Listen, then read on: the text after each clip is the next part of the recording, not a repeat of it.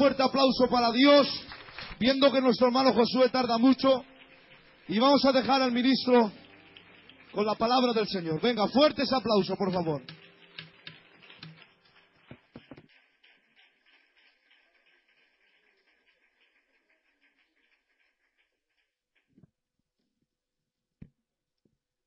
Amén. Doy gracias al Señor por estar entre vosotros. Amén. Aunque sea tarde, pero hemos llegado. El hecho de llegar tarde en mi persona es algo ya muy habitual. Yo muchas veces he llegado a pensar que yo debí de haber nacido tarde, porque desde el día de que nací hasta ahora a todos los sitios voy llegando tarde. Amén. Y por más que intento hacerlo de otra manera, no lo consigo. Pero yo sé que ustedes no tienen prisa, porque me creo que todo lo que tienen que hacer, pues ya lo hicieron. Amén. Y yo tampoco tengo otras muchas cosas que hacer, aparte de compartirles el pensamiento que Dios ha puesto en mi corazón. De antemano les digo que yo tengo el 10º don del Espíritu Santo, que es el don de la pesadez. Tengo la facultad de vaciar iglesias como nadie. Empiezo con todos y de que voy acabando nos quedamos, pues eso, los más allegados, los conocidos, algún familiar si hay, que por no hacerme daño se quedan aguantándome. Pero yo os voy a pedir a vosotros hoy encarecidamente de que tarde lo que tarde ustedes aguanten ahí. Aguanten por guardar simplemente la reputación que ustedes se han ganado a pulso durante tantos años. Ustedes tienen una buena reputación en lo que es el contexto de toda la geografía española y eso lo han ganado ustedes a pulso.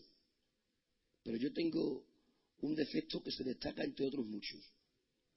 Y es que, chacho, lo cuento todo palabras, lo cuento todo. Si vosotros os marcháis de aquí antes de yo acabar, vamos a ver. En un par de semanas os he hecho abajo la reputación que vosotros habéis conquistado en tantos años. Así de que por amor a vuestra reputación, pues vosotros os quedáis ahí, por lo bajín y decís, ay, y no se calla este chorrillo, pero aguantáis ahí. Amén. No, amén, amén. Eso. Yo me alegro mucho de poder predicar a una reunión de jóvenes, porque aquí el mayor puede tener como unos 26 años. Y estoy viendo bien.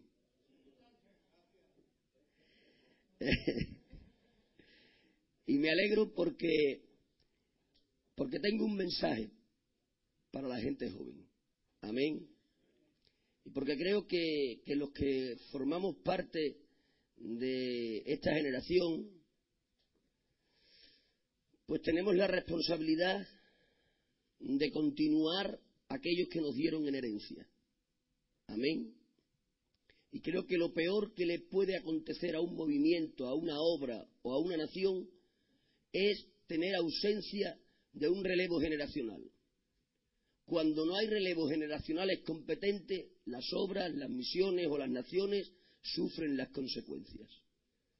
A modo de introducción, me gustaría recordarles lo que el apóstol San Pablo le dice a los ancianos de la iglesia de Efeso cuando ha finalizado su trabajo en aquel lugar. Se ha reunido con ellos y después de hacer un balance de su ministerio, que había sido un ministerio lleno de honestidad, les ha profetizado y les ha dicho: cuando yo me vaya, entrarán lobos en mitad del rebaño que dispersarán a las ovejas. Era una profecía que tenía que haber herido la sensibilidad de todos los que estaban presentes. Cuando yo me vaya, entrarán lobos en mitad del rebaño que dispersarán a las ovejas. En otras palabras, les estaba diciendo: mientras que yo he estado, no ha visto lobo que se acerque al rebaño. Soy tan competente en mis funciones pastorales o en mis funciones apostólicas que no hay lobo ni demonio que se acerque a 50 kilómetros a la redonda donde pisan mis pies. Mientras que yo he estado, no ha visto lobo que haga daño al rebaño. Pero me temo que cuando yo me vaya, los lobos que yo he mantenido a distancia entrarán en el rebaño y dispersarán a las ovejas. En otras palabras, les estaba diciendo: no os veo competentes. no veo un relevo generacional que ocupe el lugar que yo voy a dejar. Y se cumplió la profecía de San Pablo. Eso aparece en el mensaje a la iglesia de Efeso en el libro de Apocalipsis, donde Dios la tiene que reprender y decirle: tengo contra ti que has perdido tu primer amor. Ahí se cumple lo que San Pablo había predicho. ¿Saben por qué? Porque no hubo un relevo generacional competente. Por eso digo que a mí me llena de ilusión poder predicarles a ustedes y a mí también como parte de ustedes. Porque sé que nosotros sí que vamos a ser competentes, porque amamos esta obra y asumimos la responsabilidad que otros han puesto sobre nuestras espaldas. Amén.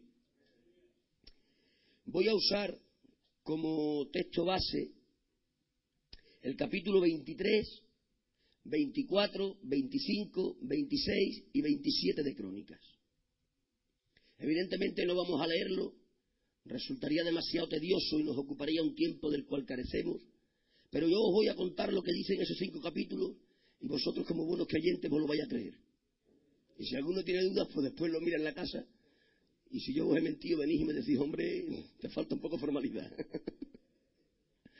Pero el capítulo 23, 24, 25, 26 y 27 de Primera de Crónicas nos narra cómo el rey David ha hecho lo que es una reestructuración del gobierno que él tiene que gobernar. Ha hecho una reestructuración David que ha alcanzado desde lo que era el mundo religioso en el cuerpo levítico hasta lo que era el mundo civil, pasando por el mundo militar y por el mundo de los funcionarios. Ha reestructurado a Israel. ¿Saben por qué? Porque David se vio obligado a cambiar las estructuras. Por una razón sencilla: porque las circunstancias le obligaron a hacerlo.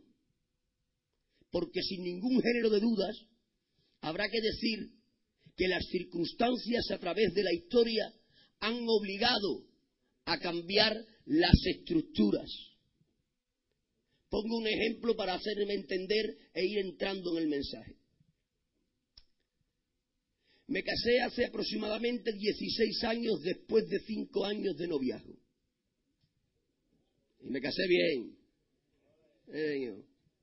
Viva el don de continencia.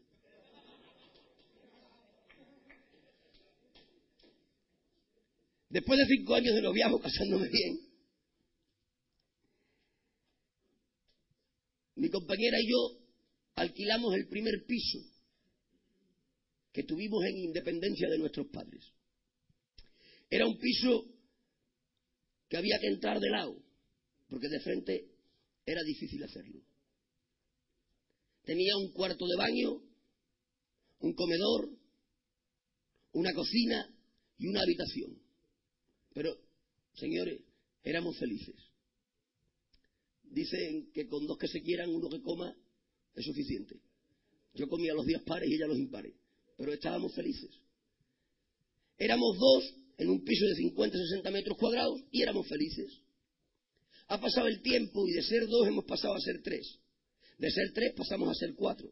De ser 4 pasamos a ser 5. Y de ser 5 pasamos a ser 6. Vivan los hombres que saben apoyar a la natalidad de la nación. Cuando acabamos siendo 6, las circunstancias me obligaron a cambiar las estructuras. Las circunstancias de ser 6 en la familia no me permitían seguir en el piso de 50, 60 metros. Y esas circunstancias me obligaron irremediablemente a cambiar las estructuras y buscar un piso de al menos 90 metros cuadrados que tuviese como poco 3 habitaciones para poder dormir. ¿Se dieron cuenta? Las circunstancias me obligaron a cambiar las estructuras. Esto mismo es lo que le pasó a David. Sus circunstancias de su tiempo y de su pueblo le obligaron a cambiar las estructuras bajo las que aquel pueblo tenía que vivir. Para explicar esto voy a hacer un poco de historia del pueblo de Israel. Sabéis vosotros que Israel nació de la Sara y del Abraham. La Sara cuando ya tenía menopausia y había perdido toda la esperanza de ser madre, y el Abraham cuando era un decrépito ya que no tenía fuerzas ni para atarse los cordones, aunque en aquel tiempo no los existían. Pero cuando parecía imposible por naturaleza que estos tuviesen familia, Dios, que es el Dios que anda sobre las aguas y hace fácil lo imposible, tocó la matriz de Sara y de Abraham nació Isaac, de Isaac nació Jacob, de Jacob nacieron las 12 tribus y en aquel momento fueron llevados a Egipto, donde se hicieron una gran nación. Llegó el momento de libertarlos de la esclavitud de Egipto y dice la palabra que Dios levantó a Moisés, le dio un palo y le dijo: vete, haz 11 milagros y rescata al pueblo. Cuando Moisés ha rescatado al pueblo de la esclavitud de Egipto, Moisés se ha encontrado con un pueblo a su cargo y ha entendido Moisés que aquel pueblo necesitaba unas estructuras bajo las cuales vivir, y las estructuras que levantó Moisés eran estructuras que guardaban consonancia con las circunstancias en las que aquel pueblo vivía. ¿Cuáles eran las circunstancias del Israel que gobernó Moisés? Eran las circunstancias de un pueblo peregrino. Era un pueblo que hoy estaba aquí, pero mañana estaba en este otro sitio y al día siguiente estaba en un lugar distinto. Era un pueblo de hoy aquí y mañana allí, que se movía al son que le tocaba la nube de Dios. Entendiendo Moisés que las circunstancias del pueblo eran circunstancias de peregrinaje, montó una estructura de peregrinaje. Por eso es que en el ámbito religioso, cuando él tiene que crear el templo, no crea un templo fijo, sino que crea un templo portátil, el tabernáculo. Era un templo que se plegaba y se desplegaba al antojo. ¿Por qué? Porque tenía que guardar consonancia con las circunstancias de peregrinaje que su pueblo tenía. Es por eso que Moisés, cuando tiene que acampar el pueblo, dice: el arca en el medio, los levitas alrededor, 3 tribus al norte, 3 al sur, 3 al este y 3 al oeste. ¿Por qué le sitúa así? Porque vivían en mitad del desierto, sin amparo alguno. Lo más preciado que tenían era el tabernáculo, donde había oro, plata, piedras preciosas, y para gobernar aquello y tenerlo a salvo de lo que podían ser los salteadores del desierto, tenían que colocar lo más preciado en el centro y las tribus alrededor. Era una estructura que guardaba consonancia con las circunstancias de peregrinaje, estructuras de peregrinaje. Ha llegado Moisés con Israel